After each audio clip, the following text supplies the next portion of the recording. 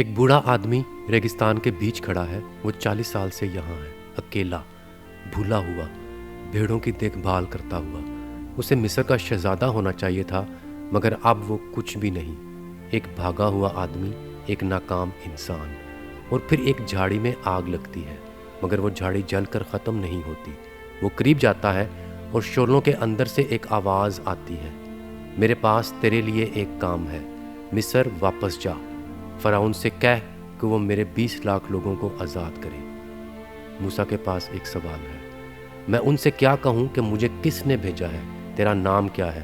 اور خدا جواب دیتا ہے 3 الفاظ، ایسے 3 الفاظ جو 1500 سال کی تاریخ میں گونجتے رہے، ہیکلوں میں، عبادت خانوں میں، صحیفوں میں، یہاں تک کہ ایک دن یروشلم میں ایک شخص کھڑا ہوا اور اس نے وہی الفاظ اپنے لیے استعمال کیے اور ہجوم نے اسے سنسار کرنے کی کوشش کی۔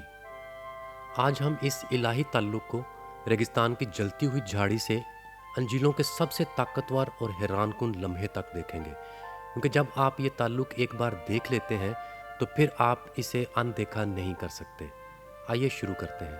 آپ نے موسیٰ کا نام ساری زندگی سنا ہوگا، لیکن زیادہ تر لوگ موسیٰ کا فلمی روپ جانتے ہیں۔ پر اعتماد موسیٰ، عصا اٹھانے والا موسیٰ، سمندر کو 2 حصوں میں بانٹنے والا موسیٰ، مگر حقیقی موسیٰ اس سے کہیں زیادہ پیچیدہ تھا۔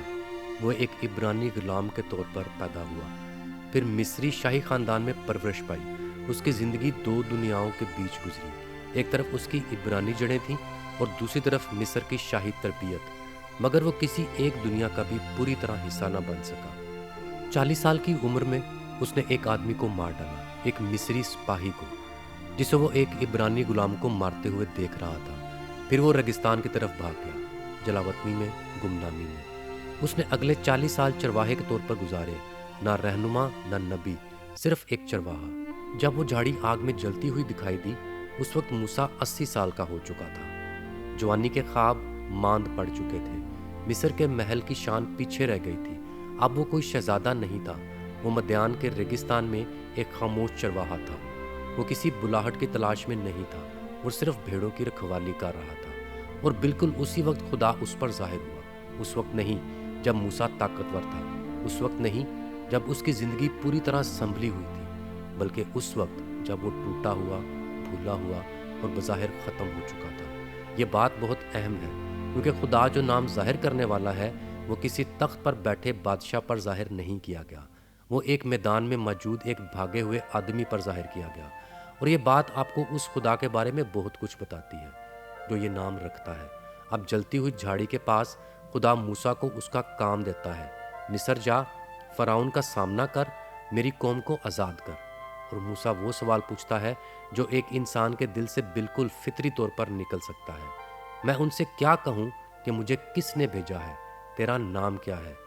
وہ ضد نہیں کر رہا، وہ عملی بات کر رہا ہے۔ جب آپ زمین کی سب سے طاقتور سلطنت کے سامنے جاتے ہیں تو آپ کو معلوم ہونا چاہیے کہ آپ کے پیچھے کون کھڑا ہے۔ اور خدا جواب دیتا ہے، اور جو جواب وہ دیتا ہے وہ سب کچھ بدل دیتا ہے۔ خدا نے موسیٰ سے کہا، میں ہوں جو میں ہوں۔ پھر اس نے کہا، تو بنی اسرائیل سے یوں کہنا، میں ہوں نے مجھے تمہارے پاس بھیجا ہے۔ خروج 3:14 آیت۔ انگریزی میں 3 الفاظ I am who I am، عبرانی میں احیا، ایشر، احیا۔ لیکن یہ 3 الفاظ انسانی تاریخ کے تقریباً ہر جملے سے زیادہ وزن رکھتے ہیں۔ آئیے اسے سمجھتے ہیں۔ احیا عبرانی فعل حیا سے آتا ہے، اس کا مطلب ہے ہونا، موجود ہونا، حاضر ہونا، زندہ ہونا۔ خدا یہ نہیں کہہ رہا کہ میرا نام صرف ایک اسم ہے، وہ اپنی ذات کی حقیقت ظاہر کر رہا ہے۔ میں ہوں، نہ میں تھا، نہ میں ہوں گا، بلکہ میں ہوں۔ وہ کسی سے وجود نہیں لیتا، وہ ازل سے ہے، ابد تک ہے اور اپنی ذات میں قائم ہے۔ اور پھر خدا کہتا ہے جو میں ہوں، یعنی کوئی انسانی لفظ خدا کو پوری طرح بیان نہیں کر سکتا۔ وہ محدود نہیں، محتاج نہیں، بدلنے والا نہیں، وہ اپنی ذات میں قائم ہے اور ہر حال میں کافی ہے۔ یہ نام صرف ایک لیبل نہیں، یہ خدا کے لامحدود، خود موجود اور خود کفیل وجود کا اعلان ہے۔ اور اسی نام احیا سے یہودیت کا سب سے مقدس نام آتا ہے، یہوہ، YHWH۔ اسے ٹیٹراگرامیٹن کہا جاتا ہے۔ 4 عبرانی حروف یاد ہے ویو ہے۔ یہ نام اتنا مقدس سمجھا گیا کہ دیندار یہودی اسے بلند آواز سے نہیں بولتے، اتنا پاک کہ قدیم کاتب اسے لکھنے سے پہلے رک جاتے، اپنے ہاتھ دھوتے، نیا قلم اٹھاتے اور پھر یہ 4 حروف لکھتے۔ یہ وہ نام تھا جو خدا نے موسیٰ کو جلتی ہوئی جھاڑی کے پاس دیا۔ اور 1500 سال بعد یسوع یروشلم کی ہیکل میں کھڑا ہوتا ہے اور اسی الہی میں ہوں کی گونج اپنے بارے میں استعمال کرتا ہے۔ اب یوحنا 8 باب کی طرف آتے ہیں۔ یسوع عید قیام کے دوران ہیکل میں ہے، وہ تعلیم دے رہا ہے، چیلنج کر رہا ہے اور جواب دے رہا ہے۔ فریسی زیادہ سے زیادہ پریشان ہو رہے ہیں۔ پھر بحث شدت اختیار کر جاتی ہے۔ وہ اسے کہتے ہیں تو ابھی 50 برس کا بھی نہیں ہوا اور تو نے ابراہم کو دیکھا ہے؟ وہ اس کا مذاق اڑا رہے تھے اور لوگوں کی نظر میں اس کی بات کو کمزور دکھانے کی کوشش کر رہے تھے۔ ابراہم کو مرے ہوئے تقریباً 2000 سال ہو چکے تھے۔ یہ آدمی اپنے آپ کو سمجھتا کیا ہے؟ اور یسوع ان کی طرف دیکھ کر کہتا ہے میں تم سے سچ کہتا ہوں ابراہم کے پیدا ہونے سے پہلے میں ہوں۔ یوحنا 8 باب 58 آیت۔ یہ سنتے ہی ان کے دل غصے سے بھر گئے، بس انہوں نے اسے مارنے کے لیے پتھر اٹھائے۔ یوحنا 8 باب 59 آیت۔ اب سوال یہ ہے صرف 2 الفاظ پر پتھر کیوں؟ کیونکہ اس کمرے میں موجود ہر شخص اچھی طرح جانتا تھا کہ یسوع نے ابھی کیا کہا ہے۔ اس نے یہ نہیں کہا میں تھا، اس نے یہ نہیں کہا میں ابراہم سے پہلے موجود تھا، اس نے یونانی میں کہا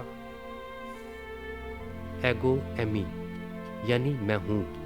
یہ الفاظ صرف عام الفاظ نہیں تھے، یہ وہی الفاظ میں ہوں والا اظہار ہے جو خروج 3 باب 14 آیت سے تعلق رکھتا ہے، جہاں خدا نے موسیٰ پر اپنا نام ظاہر کیا تھا۔ یسوع صرف تاریخ کے بارے میں دعویٰ نہیں کر رہا تھا، وہ اپنی شناخت کا اعلان کر رہا تھا۔ وہ کہہ رہا تھا کہ جلتی ہوئی جھاڑی سے بولنے والے خدا کی الہی حضوری، اختیار اور جلال اس میں ظاہر ہو رہے ہیں۔ یہی وجہ تھی کہ فریسی فوراً سمجھ گئے کہ یہ ایک معمولی دعویٰ نہیں بلکہ الہی شناخت کا اعلان ہے، اور ان کے نزدیک یہ صرف غرور نہیں تھا، یہ کفر تھا، ایسا کفر جس کی سزا موت تھی۔ اس لیے انہوں نے پتھر اٹھائے۔ لیکن زیادہ تر لوگ یہ نہیں جانتے کہ یوحنا 8 باب 58 آیت واحد موقع نہیں تھا جب یسوع نے یہ الفاظ استعمال کیے۔ یوحنا کی انجیل میں یسوع بار بار میں ہوں کے الفاظ استعمال کرتا ہے۔ بائبل کے محققین انہیں آئی ایم سٹیٹمنٹس یعنی میں ہوں کے بیانات کہتے ہیں۔ یہ 7 بیانات ہیں، واضح بھی، بامقصد بھی اور روحانی طور پر بہت گہرے بھی۔ ہر بیان میں یسوع میں ہوں کہتا ہے اور اس کے ذریعے اپنی شناخت کا ایک نیا پہلو ظاہر کرتا ہے۔ اب دیکھیں یہ بیانات کس طرح ایک ایک کر کے یسوع کی شناخت کو ظاہر کرتے ہیں۔ زندگی کی روٹی میں ہوں، یوحنا 6 باب 35 آیت۔ ریگستان میں خدا نے اسرائیل کو من یعنی آسمان سے روٹی دی، معجزانہ ناقابل وضاحت خوراک۔ یسوع کہتا ہے وہ روٹی میں ہوں، وہ جو واقعی زندگی کو قائم رکھتی ہے، صرف تمہارے جسم کو نہیں بلکہ تمہاری روح کو بھی۔ ریگستان کا من لوگوں کو 40 سال تک زندہ رکھتا رہا، مگر جو میں دیتا ہوں وہ تمہیں ہمیشہ کے لیے زندہ رکھتا ہے۔ دنیا کا نور میں ہوں، یوحنا 8 باب 12 آیت۔ خدا نے ریگستان میں رات کے وقت آگ کے ستون کے ذریعے اسرائیل کی رہنمائی کی۔ اندھیرے میں روشنی، اس وقت راستہ جب کوئی راستہ نظر نہیں آتا تھا۔ یسوع کہتا ہے وہ نور میں ہوں۔ وہ بہت سی روشنیوں میں سے ایک نہیں، وہ حقیقی نور ہے جو اندھیرے میں راستہ دکھاتا ہے اور زندگی کو روشن کرتا ہے۔ دروازہ میں ہوں، یوحنا 10 باب 9 آیت۔ قدیم اسرائیل میں چرواہے رات کے وقت بھیڑوں کے باڑے کے دروازے پر لیٹ جاتے تھے، ان کا جسم ہی دروازہ بن جاتا تھا، کوئی چیز اندر یا باہر ان کے بغیر نہیں جا سکتی تھی۔ یسوع کہتا ہے دروازہ میں ہوں، اندر آنے کا واحد راستہ، گزرنے کا واحد راستہ۔ اچھا چرواہا میں ہوں، یوحنا 10 باب 11 آیت۔ یہ بیان اس وقت اور گہرا ہو جاتا ہے جب آپ عہد عتیق کو جانتے ہیں۔ خداوند میرا چوپان ہے، زبور 23 باب 1 آیت۔ خداوند یعنی YHWH یا یاوے میرا چرواہا ہے، اور یسوع کہتا ہے اچھا چرواہا میں ہوں۔ وہ صرف زبور 23 کا حوالہ نہیں دے رہا، وہ اپنی شناخت اس ہستی کے طور پر ظاہر کر رہا ہے جس کے بارے میں زبور 23 گواہی دیتا ہے۔ قیامت اور زندگی میں ہوں، یوحنا 11 باب 25 آیت۔ لازر ابھی مرا ہے، 4 दिन कब्र में गुजर चुके हैं। मार्था गम में टूटी हुई है और यीशु कहता है क़यामत मैं हूँ। यीशु मार्था को सिर्फ आखिरी दिन की क़यामत की तसल्ली नहीं देता, वो उसके सामने अपनी असल शनाख्त जाहिर करता है। क़यामत और ज़िंदगी मैं हूँ, यानी क़यामत सिर्फ मुस्तकबिल का एक वाक़या नहीं, क़यामत की असल क़ुव्वत और ज़िंदगी का सरचश्मा खुद यीशु है। मौत उसके सामने आखिरी इख्तियार नहीं रखती। राह, हक और ज़िंदगी मैं हूँ। यूहन्ना 14 बाब 6 आयत। शागिर्द खौफज़दा हैं। यीशु ने उन्हें बताया है कि वो जा रहा है। तोमा पूछता है, हम नहीं जानते तू कहाँ जाता है, फिर राह कैसे जाने? और यीशु कहता है, राह मैं हूँ, तुम रास्ता ढूंढ रहे हो, रास्ता मैं खुद हूँ। हकीकी अंगूर का दरख्त मैं हूँ। यूहन्ना 15 बाब 1 आयत। अहद अतीक में इसराइल को खुदा की लगाई हुई अंगूर की बेल कहा गया। खुदा ने उसे चुना, संभाला और चाहा कि वो वफादारी और नेकी का फल लाए, मगर इसराइल बार बार खुदा से दूर होता रहा। अब यीशु कहता है, हकीकी अंगूर का दरख्त मैं हूँ। यूहन्ना 15 बाब 1 आयत। यानी वो जिंदगी, वफादारी और फल जो खुदा अपनी कौम में देखना चाहता था, वो सब मसीह में कामिल तौर पर जाहिर हुआ। हकीकी जिंदगी अब उससे जुड़े रहने में है। 7 मरतबा वो कहता है मैं हूँ और इसे किसी हकीकत के साथ जोड़ता है, मगर एक और मौका भी है और वो सबसे ज़्यादा हैरान कर देने वाला है। यूहन्ना 18 बाब। ये यीशु की गिरफ्तारी की रात है। यहूदा सिपाहियों और ओहदेदारों के एक गिरोह को गतसमनी के बाग में ले आता है। उनके पास मशलें, हथियार और चिराग हैं। वो एक आदमी को गिरफ्तार करने आए हैं। यीशु आगे बढ़ता है और पूछता है, तुम किसे ढूंढते हो? वो कहते हैं यीशु नासरी को, और वो 2 अल्फाज कहता है, एगो एमी, मैं हूँ। जब उसने उनसे कहा मैं हूँ, तो वो पीछे हटकर ज़मीन पर गिर पड़े। यूहन्ना 18 बाब 6 आयत। एक पूरी मसला जमात, तरबियत याफ्ता रोमी सिपाही सिर्फ 2 अल्फाज सुनकर पीछे गिर पड़े। अक्सर लोग इस लम्हे को जल्दी से गुजर जाते हैं। वो इसे सिर्फ एक ड्रामाई तफसील समझते हैं। अक्सर लोग इसे बस एक छोटा सा वाक़या समझकर गुजर जाते हैं, लेकिन ये वाक़या मामूली नहीं है। ये खुदा के नाम की गूंज है। ये वो लम्हा है जब यीशु बाग में मैं हूँ कहता है और उसके सामने खड़े लोग ज़मीन पर गिर जाते हैं। सिपाही इसलिए नहीं गिरे कि यीशु ने उन्हें धक्का दिया, वो इसलिए गिरे कि जिस ज़मीन पर वो खड़े थे उसने गोया पहचान लिया कि उस पर कौन खड़ा है।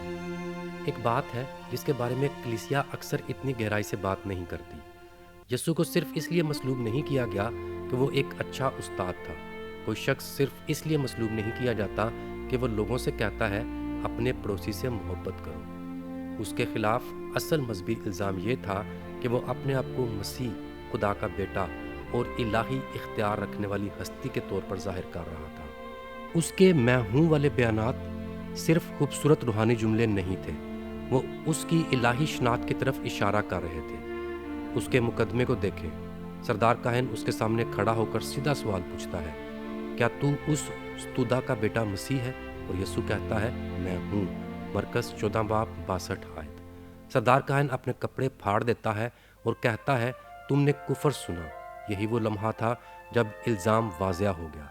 मसला ये नहीं था कि यीशु ने कोई सियासी बगावत की थी, बल्कि ये था कि वो अपने बारे में ऐसा इलाही दावा कर रहा था जिसे उन्होंने कुफर समझा, क्योंकि वो अपने ऊपर खुदावंद की इलाही शनाख्त, इख्तियार और हजूरी जाहिर कर रहा था।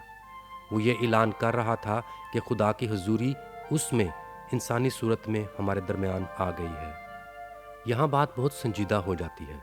यीशु ने अपने बारे में जो दावे किए, उनके बाद हमारे पास सिर्फ 2 रास्ते रह जाते हैं। या तो वो सच नहीं बोल रहा था और उसकी पूरी ज़िंदगी एक बड़े धोखे पर कायम थी, या फिर वो वाकई वही है जो उसने अपने बारे में कहा।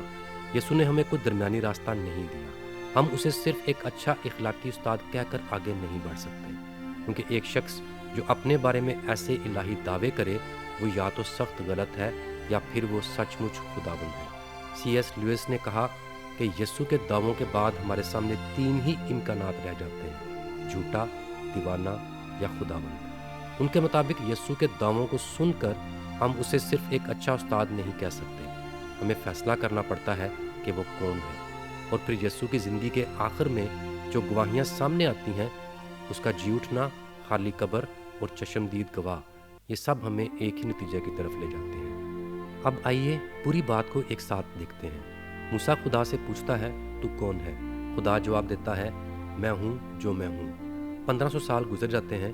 नासरत से एक शख्स निकलता है, वो बीमारों को शिफा देता है, मुर्दों को जिंदा करता है और ऐसी इख्तियार वाली तालीम देता है जो लोगों ने पहले कभी नहीं देखी थी। और फिर वो कहना शुरू करता है, ज़िंदगी की रोटी मैं हूँ, दुनिया का नूर मैं हूँ, दरवाज़ा मैं हूँ, अच्छा चरवाहा मैं हूँ, क़यामत और ज़िंदगी मैं हूँ, राहत और ज़िंदगी मैं हूँ, हकीकी अंगूर का दरख्त मैं हूँ, और फिर अब्राहम के पैदा होने से पहले मैं हूँ। यूहन्ना 8:58 आयत। मज़हबी रहनुमाओं ने फ़ौरन समझ लिया, इसलिए वो उसे कत्ल करना चाहते थे। इसलिए उसके मुकदमे में मज़हबी इल्ज़ाम कुफ्र था। यसू ये कह रहा था कि वो सिर्फ खुदा की तरफ से भेजा हुआ नबी नहीं, वो अपने आप को उस खुदा के साथ जोड़ रहा था जिसने जलती हुई झाड़ी से मूसा से कलाम किया था। वो नाम जो मूसा ने रेगिस्तान में पूछा था, वो नाम जो इतना मुकद्दस समझा गया कि उसे बुलंद आवाज़ से नहीं बोला जाता था। यसू ने उस इलाही मैं हूँ की गूंज अपने बारे में इस्तेमाल की, खुलेआम, बार बार, बगैर माजरत के। और फिर वो इसी इलाही दावे की वजह से रद्द किया गया, मसलूब किया गया और हमारे पास मौजूद गवाहियों के मुताबिक तीसरे दिन कब्र से जी उठा। शायद आप इस वीडियो में मैं हूँ का नाम जानते हुए आए हों, शायद संडे स्कूल की किसी तालीम से, शायद थियोलॉजी क्लास से, शायद आपने सिर्फ इतना सुना हो कि ये खुदा का नाम है और बात वहीं ख़त्म हो गई है। मगर अब आपने पूरी तस्वीर देख ली है। जलती हुई झाड़ी मूसा की कहानी का सिर्फ एक ड्रामाई लम्हा नहीं थी, वो एक तारुफ था। उस लम्हे खुदा इंसान को अपने बारे में एक गहरी सच्चाई बता रहा था। मैं वो हूँ जो अपनी ज़ात में कायम है, जो हर वक्त हाजिर है और जो हर हाल में काफ़ी है। मैं हूँ। और फिर वक्त के पूरा होने पर वो अपने ही मखलूक में दाखिल हुआ और दोबारा यही कहा, इस बार जलती हुई झाड़ी से नहीं, बल्कि एक इंसानी चेहरे से, इंसानी हाथों, इंसानी पाँव और इंसानी आंसुओं के साथ। अब्राहम के पैदा होने से पहले मैं हूँ। यूहन्ना 8:58 आयत। वो खुदा जो हमेशा हाजिर है, सबसे ज़ाती तरीके से हाजिर हो गया। ये सिर्फ थियोलॉजी नहीं, ये पूरी कहानी है। और अगर ये सच है और सबूत यही कहते हैं कि ये सच है, तो वही खुदा जिसने रेगिस्तान में मूसा से कलाम किया, आज भी मसीह में आपके करीब है। वो किसी आने वाले दिन आपके करीब नहीं होगा, वो आज भी करीब है। जब आप कामिल हो जाएंगे, तब नहीं, बल्कि अभी, अपनी कमज़ोरियों के साथ। क्योंकि मैं हूँ का यही मतलब है, ना मैं था, ना मैं हूँगा, बल्कि हमेशा हाजिर, जिंदा और काफ़ी मैं हूँ। लेकिन अब ये बात ज़ाती हो जाती है, बहुत ज़ाती। अगर आपने अपनी ज़िंदगी यसु मसीह को दे दी है, अगर आप उस पर ईमान रखते हैं, तो सुने इसका असल मतलब क्या है। मसीह अपने रूह के वसीला से आप में बसता है। इसका मतलब ये नहीं कि इंसान खुदा बन जाता है, बल्कि ये कि खुदा की हजूरी, कुव्वत, फजल और ज़िंदगी आपके अंदर काम कर रही है। वही खुदा जिसने मूसा से कहा था मैं हूँ, आज मसीह में अपने लोगों के करीब आ चुका है और रूहुल कुद्स के वसीला से वो ईमानदार के दिल में अपनी हजूरी रखता है। मसीह तुम में जलाल की उम्मीद, कुलुसियों 1:27 आयत। और जो मुझे ताकत बख्शता है, उसमें मैं सब कुछ कर सकता हूँ, फिलिपियों 4:13 आयत। ये उसमें या उसके वसीले से का मतलब ये है कि आप अपनी ताकत से नहीं, बल्कि उसकी हजूरी की वजह से कायम रहते हैं। आपकी कुव्वत नहीं, उसकी कुव्वत। इसलिए जब जिंदगी आपसे कहती है आप ये नहीं कर सकते, आप इतने मजबूत नहीं, आप बहुत टूटे हुए हैं, आप बहुत दूर जा चुके हैं, आप बहुत छोटे हैं, तो आप सिर्फ अपनी कुव्वत इरादी से जवाब नहीं देते। आप खुद को याद दिलाते हैं कि आपके अंदर कौन बसता है। वो खुद मौजूद, मुकम्मल तौर पर काफ़ी, कभी नाकाम ना होने वाला खुदा मसीह में आपके करीब आ चुका है। उसने अपनी रूह के वसीला से आपके अंदर काम करना शुरू किया है। इसलिए जब आप नामुमकिन हालात का सामना करते हैं, तो आप अपनी ताकत पर नहीं, बल्कि मसीह की हजूरी पर भरोसा रखते हैं। जब आप बीमारी, कर्ज, लत, खौफ, नाकामी या टूटे हुए रिश्ते का सामना करते हैं, तो वो अजीम मैं हूँ आपसे कहता है, मैं तुम्हारे साथ हूँ, मैं तुम्हें नहीं छोड़ूंगा, मैं तुम्हारी फिक्र करता हूँ, मैं तुम्हें संभालता हूँ, मैं तुम्हें कुव्वत देता हूँ, मैं तुम्हें हिकमत देता हूँ, मैं तुम्हें अपने फजल से कायम रखता हूँ। मूसा ने जलती हुई झाड़ी के सामने खुदा का नाम सुना था, मगर आज ईमानदार खुदा की हजूरी को मसीह में और रूह कुद्स के वसीले से जानता है। आपको जलती हुई झाड़ी की ज़रूरत नहीं, खुदा ने अपने रूह के वसीला से अपनी हजूरी आपके दिल में रखी है। इसलिए ईमान से कहें, मसीह में मैं अकेला नहीं हूँ, मसीह में मैं कायम रह सकता हूँ, मसीह में मुझे कुव्वत मिलती है, मसीह में मैं हारने वाला नहीं, उसके फजल से मैं गालिब आता हूँ। ये आपकी अपनी ताकत की वजह से नहीं, बल्कि उस मसीह की वजह से है जो आप में बसता है, जो आपको संभालता है और जो अपने फजल से आपको आखिर तक कायम रखता है। यही पूरी बात है। रेगिस्तान की एक जलती हुई झाड़ी से सलीब तक, खाली कब्र तक और फिर ईमानदार के दिल तक। वो मैं हूँ कभी करीब आना बंद नहीं करता, और आज मसीह में वो अपने लोगों के साथ है, अपने रूह के वसीला से उन्हें संभालता है और अपने फजल से उन्हें कायम रखता है। अगर इस पैगाम ने यसू को देखने का आपका अंदाज बदल दिया है तो इसे किसी ऐसे शख्स के साथ शेयर करें जिसे ये सुनने की ज़रूरत है। खुदावंद आपको बरकत दे।